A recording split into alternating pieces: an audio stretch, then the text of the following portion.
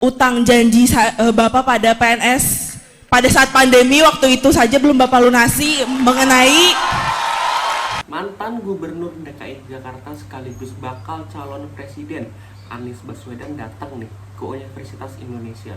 Nah, kira-kira doi mau ngapain ya ke UI? Jadi gini ceritanya.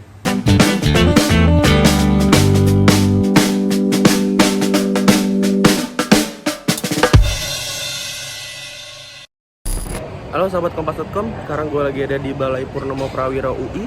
Hari ini UI mengagendakan atau mengadakan acara seminar yang dihadiri oleh ex-gubernur DKI Jakarta Anies Baswedan. So, kita bakal lihat nih Anies Baswedan di sini ngomong apa aja.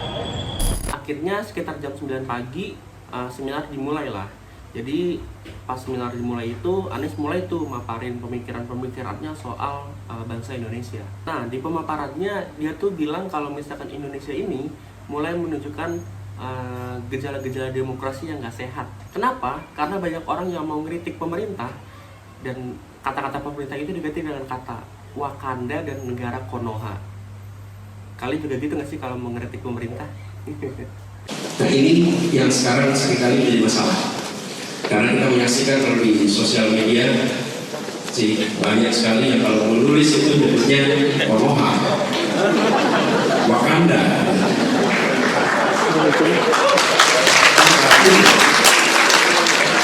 Ini menunjukkan ada self-censorship.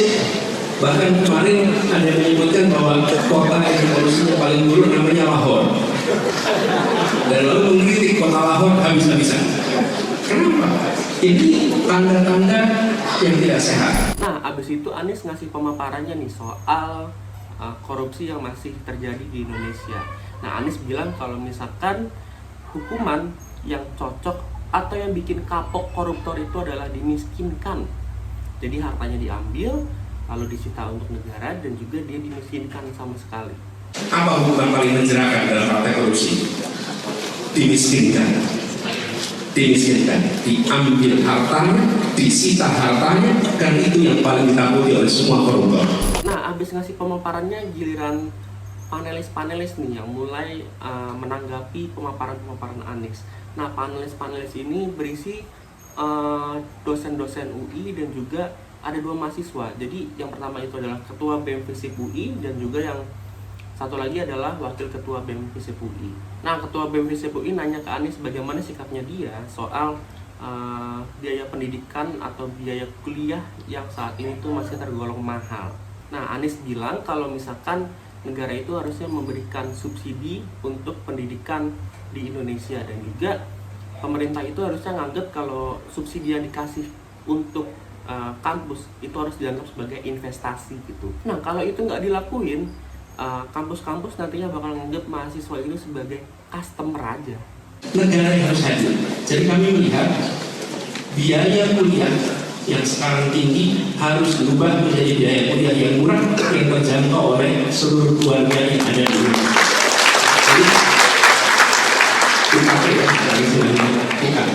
Supaya apa? Pengelola universitas itu konsentrasinya pada pengembangan ilmu pengetahuan, konsentrasi pada pengembangan pendidikan, dan bukan semata-mata pada aspek bisnis dari universitas ini. Kalau tidak, mahasiswa pun dipandang sebagai revenue stream, dipandang sebagai customer, sumber pendanaan. Dari mana mulainya? Bukan dari rektornya, bukan dari dekannya, tapi justru dari kebijakan dari pemerintah pusatnya. Nah, habis panelis ngasih pertanyaan ke Anies, giliran mahasiswa UI nih yang ngeroyok Anies gitu dengan pertanyaan-pertanyaannya. Tapi gue akan highlight ke satu mahasiswi UI yang menurut gue pertanyaannya sangat epic banget. Jadi ada mahasiswi UI namanya Irma Josephine. Nah, Irma ini nanya gitu, tanggung jawab Anies soal gaji ASN yang sempat dipotong pas zaman pandemi COVID-19. Nah, jadi kata Irma itu gaji ASN yang dipotong itu sampai sekarang belum dibalikin sama Anies. Sebelumnya dari pemaparan sampai tanya jawab oleh para panelis pada hari ini, Pak Anies Baswedan seringkali menyebutkan kata kesejahteraan dalam jawaban maupun pemaparannya. Nah Pak, kebetulan saya berasal dari keluarga dengan ayah seorang PNS. Saya ingin bertanya kepada Bapak, mengenai mencapai kesejahteraan tersebut, apa yang akan Bapak lakukan sebagai Presiden jika nantinya terpilih, padahal utang janji Bapak pada PNS pada saat pandemi waktu itu saja belum Bapak lunasi mengenai pinjaman gaji para PNS yang Bapak gunakan untuk menangani pandemi pada saat itu.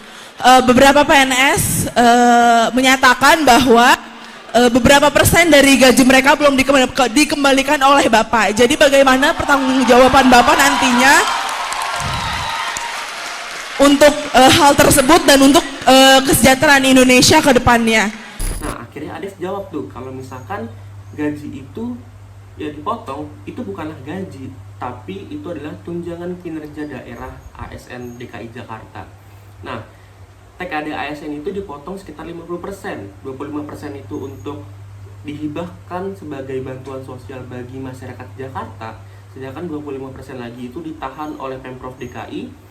Nah, dan nantinya akan dikembalikan ketika keuangan Pemprov DKI ini membaik. Dibagi dua, 25% dihibahkan, 25% ditahan, dan dikembalikan ketika anggaran kita sudah kembali. Oke? Jadi 25% itu hibah, memang diberikan. Potongnya 50%. Lalu 25% langsung tidak dikembalikan, 25% dikembalikan. Nah, jadi pemotongan itu bukan pemotongan untuk beli alat kesehatan, bukan pemotongan untuk vaksin, itu pemotongan jadi beras, yang menjadi gula, yang menjadi sembako bagi tetangga-tetangga para ASN yang ada di Jakarta. Itu sebabnya di awal, Prof. Haji, di awal ASN itu menolak ketika mendengar kabar pemotongan, karena mereka terbiasa pemotongan untuk aktivitas-aktivitas macam-macam. Setelah dijelaskan bahwa ini langsung untuk sembako, saya katakan pada mereka, lihat dada Anda, di situ ada tulisan abdi negara, jalankan tugas sebagai abdi negara, berikan 50% itu karena Anda adalah yang terdepan untuk merawat Indonesia kita. Nah, pas dari situ gue ngeliat momen itu tuh momen paling epic gitu. Jadi mahasiswi itu ibarat kata nagih janji Anies gitu saat jadi gubernur, dan juga Anies jawab dengan komplit gitu soal gaji tersebut gitu. Nah, setelah acara kelar, gue akhirnya wawancara sama Dekan Fisip UI, Semiarto Aji Purwanto. Nah, Pak Semiarto Aji Purwanto ini bilang kalau misalkan timnya bakal ngundang, nggak cuma ngundang Anies aja, tapi dia juga bakal ngundang Ganjar Pranowo dan juga Prabowo Subianto untuk hadir untuk ngisi kuliah kebangsaan di UI. Nah, kalau Ganjar itu dijadwalin tanggal 11 September 2023, kalau Prabowo Subianto ini dijadwalkan hadir tapi masih menunggu konfirmasi sekitar akhir bulan lah. Jadi kuliah kebangsaan ini tuh dihadiri para baca-pres gitu. Pak, infonya setelah Pak Anies nanti bakal ada Pak Ganjar sama Pak Prabowo, itu kira-kira Pak Ganjar tanggal berapa sama Pak Anies? Tadi saya sampaikan tanggal 11 September. Untuk Pak Prabowo? Pak Prabowo sedang konfirmasi mudah-mudahan di akhir bulan. Karena kita tidak, sekali lagi teman-teman, kita tidak mendatangkan capres ya. Kami mengundang tokoh-tokoh bangsa untuk memberikan kuliah kebangsaan pada mahasiswa. Karena nanti ini kan sudah akan resmi menjadi capres. Nah, kami tidak mengundang beliau-beliau dalam kapasitas sebagai capres, tapi sebagai tokoh bangsa untuk memberikan kuliah, meningkatkan rasa kebangsaan dan kebanggaan sebagai bangsa Indonesia. Nah, setelah wawancara sama Dekan, akhirnya Anies keluar tuh dari balai itu, dari balai yang kuliah kebangsaan itu. Nah, gue pikir abis itu Anies kan doorstop kan. Nah, gue pikir Anies tuh bakal cabut gitu, meninggalkan UI. Tapi akhirnya kok ini di jalan beda gitu, dan ternyata aksinya tuh bikin epic gitu. Jadi dia tuh keluar, tapi bukan keluar, tapi malah ke kantin Fisip UI gitu. Akhirnya dia di situ makan-makan sama mahasiswa UI gitu. Nah, abis makan kelar, gue pikir Anies tuh beneran cabut gitu. Ya kan, dia bawa mobil gitu keluar gitu kan sama timnya. Tapi setelah itu gue dapet info kalau misalkan Anies tuh malah datang ke ruangan sekretariat BEM UI gitu. Nah, FYI aja, BEM UI ini sempet nantangin Anies Baswedan, nantangin Ganjar Pranowo, nantangin Prabowo Subianto untuk datang ke UI untuk debat gitu dengan mahasiswa UI. Nah, katanya Anies Baswedan ini datang ke ruangan BEM UI untuk ngambil undangan debat nih, yang infonya katanya bakal diselenggarakan tanggal 14 September 2023. Nah, itu dia. Sekian cerita dari lapangan gua hari ini. Jadi gimana menurut kalian? Anies datang ke UI, dikeroyok pertanyaan-pertanyaan sama mahasiswa dan juga ditagih janjinya nih sama mahasiswa. Menurut kalian gimana? Komen di bawah ya.